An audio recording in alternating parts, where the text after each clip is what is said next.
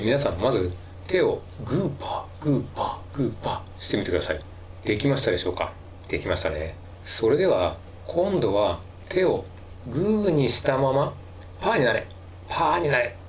パーになれと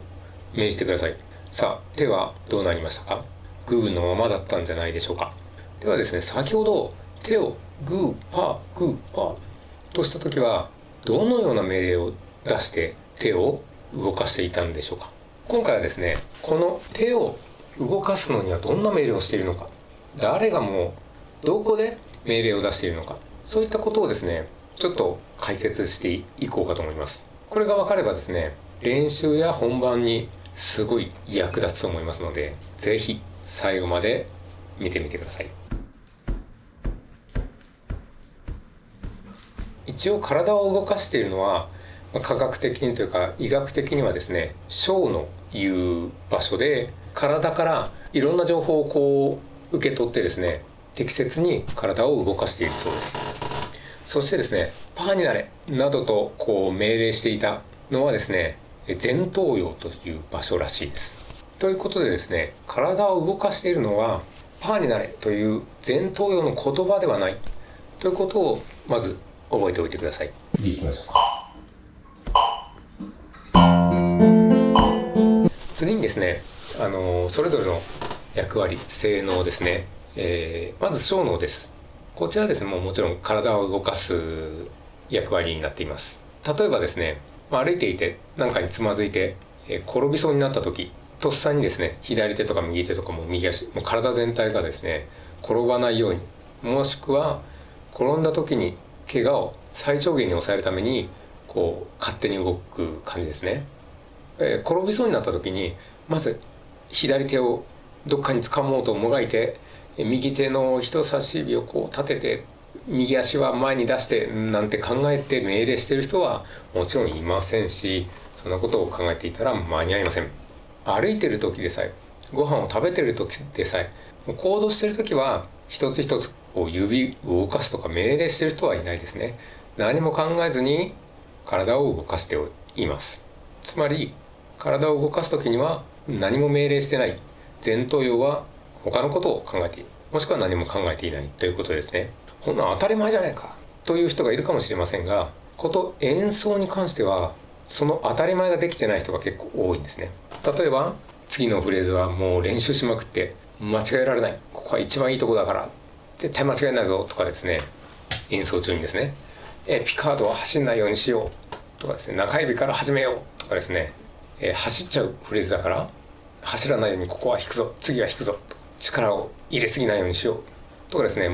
いろいろ考えながら弾いている人が多いんではないでしょうか。それは先ほどのようにグーパーグーパーできもしないのに命令しているという無駄なことをしているんですね。そしてこれは無駄などころか、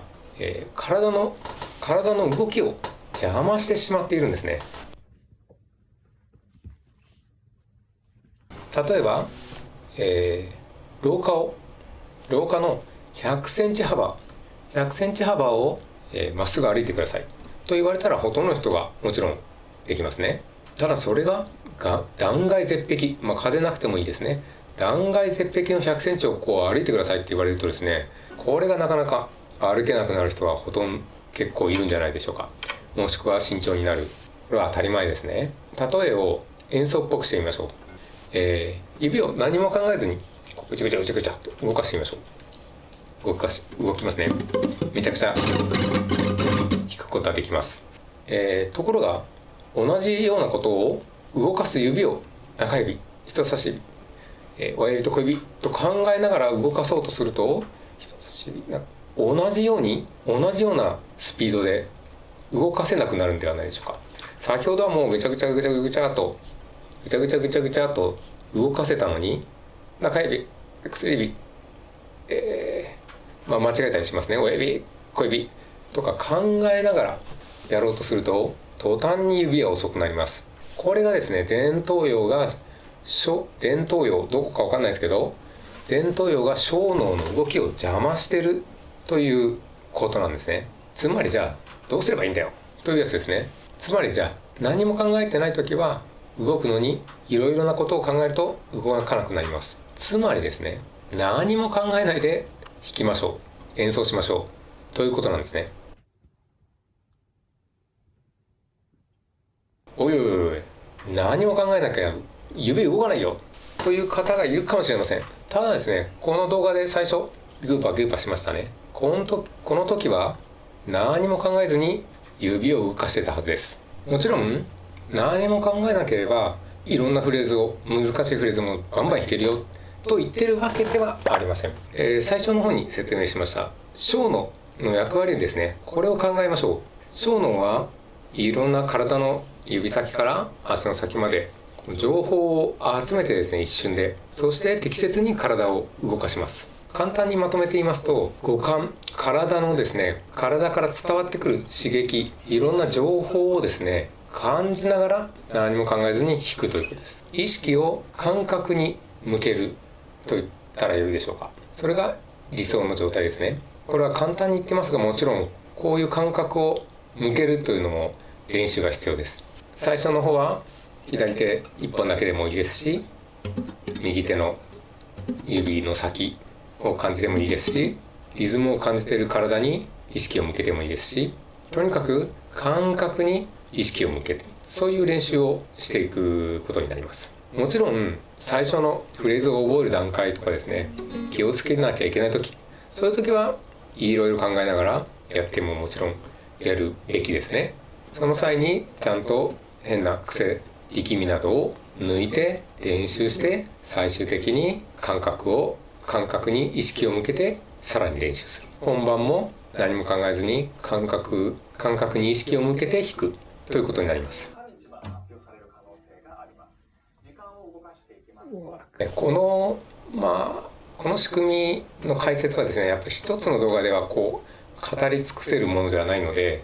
このシリーズ化してですね、またいろんな角度や練習の仕方などをちょっとまた解説していこうかと思っております。私のアップしている動画はこの仕組みに基づいて作っているので、アドバイスや解説などもこの考えに基づいて行っております。これから出す動画もこの動画を出したんで、よりこの仕組みを活かせるようにする解説、アドバイスを付け加えて作っていくつもりです。ですので、この仕組みを意識しながら一緒に練習動画を見て練習をしていただけると、より効果的になるんじゃないかと思っております。そしてたまにグーパーグーパーともう一回やってみて、グーグーパーパー、どうやって体を動かしてるんだろうな、こういうのをたまに考えてみるのもいいと思います。弾いてる時もですね、なんでこれ勝手に指動いてんだろうなと、なんでこれ勝手に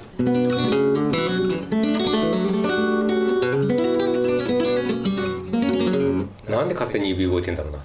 と、こういうのをですねちょっと考えてみるのもいいと思います。このチャンネルはですね、こういう解説の他にもフレーズの紹介、一緒に練習動画とかですね、いっぱい上げてありますし、これからも上げていきますので、ぜひ逃さないようにですね、チャンネル登録